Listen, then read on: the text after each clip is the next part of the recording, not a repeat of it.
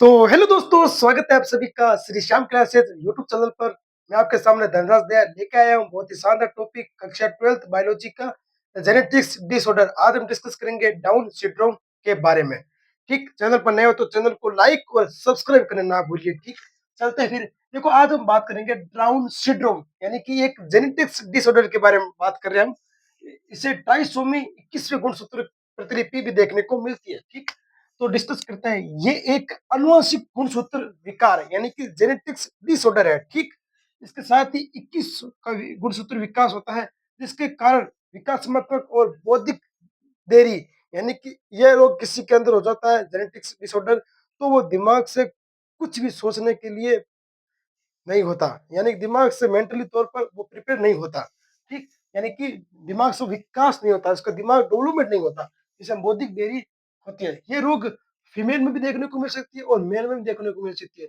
जैसे कि ये क्रोमोसोम है, क्रोमोसोम ऐसे 3 प्रकार के पाए जाते हैं ऐसे, और इसकी ऐसे करके करके 21वें क्रोमोसोम की ट्राइसोमी देखने को मिलती है इस डिजीज में। और ये फीमेल और मेल में दोनों में पाई जाती है। ऐसे क्वेश्चन आपसे पूछा जा सकता है। नेक्स्ट बात करते हैं, सीखने की और विकलांगता देखने को मिलती है, यानी कि ये अगर डिजीज किसी के अंदर हो जाती है तो वो किसी भी चीजों को सीखने में कठिनाई पैदा होगी, यानी कि वो हाथ पैर से व्यक्ति विकलांग होगा, यानी कि हैंडीक्राफ्ट होगा। किसी भी कार्य करने में उसमें सक्षम यानी कि एनर्जी नहीं होगी। ठीक, और कद है ना, कद छोटा होगा, छोटा कद होगा, एकदम ठिंगना बोना होगा, जिसमें कहते हैं ठिंगनिया ठिंगनिया होगा ये व्यक्ति। ठीक, अपने आसपास में जो भी आप देख रहे होगे डाउन सिंड्रोम से कोई ग्रसित कोई बच्चा, छोटा बच्चा दिन भर रोता रहता है, कद में छोटा है, दिमाग से मेंटली तौर पर प्रिपेयर नहीं है, बौद्धिक विकास में तो देरी है, और बच्चों में भाषण में देरी। अब ये क्या है, देखो, इस डाउन सिंड्रोम से जो ये ग्रसित हो जाता है बच्चा, तो भाषण देने में सही नहीं रहता, यानी कि बोलने में थोड़ा हकलाता है, यानी कि बोलने में सही तरीके से बोल नहीं पाता इस डिजीज से। देखो, this is also known as मोगलिज्म डिजीज भी कहते हैं, ये इंपॉर्टेंट है। इसे क्या कहते हैं इसे क्या कहते हैं, मोगलिज्म डिजीज। अगर आपसे पूछ लिया जाए कि डाउन सिंड्रोम को क्या कहते हैं, मोगलिज्म, मोगलिज्म। ठीक है, अब इस विकार की खोज किसने की थी? सर्वप्रथम इस विकार की खोज, इस विकार को सर्वप्रथम लैंगडन डाउन ने की थी, इसलिए इसका नाम क्या पड़ गया था, डाउन सिंड्रोम। सिंड्रोम का मतलब होता है डिफिशियंसी यानी कि विकार, यानी कि रोग। ठीक, और डाउन मतलब लैंगडन डाउन ने खोज की थी, इसलिए इसके नाम के पीछे डाउन सिंड्रोम पड़ गया। ये एक अनुवांशिक विकार है, 21वें ट्राइसोमी की प्रतिलिपि देखने को मिलती है। ठीक, और कब की थी, 1866 में। यहाँ से आपको ये पूछा जा सकता है सन किसने की थी, लैंगडन लैंगडन डाउन ने 1866 में खोजा था।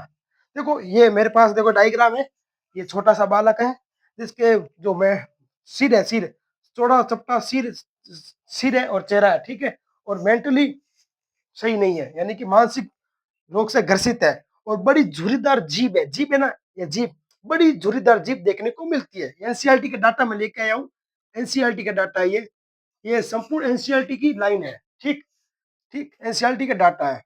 देखो, ये डायग्राम से आप समझ सकते हो। और इसमें जन्मजात हृदय रोग होता है, यानी कि जो पैदा होता है ये बच्चा, जन्म से ही बच्चे में हार्ट डिजीज देखने को मिलती है, यानी कि जन्मजात डिजीज देखने को मिलती है।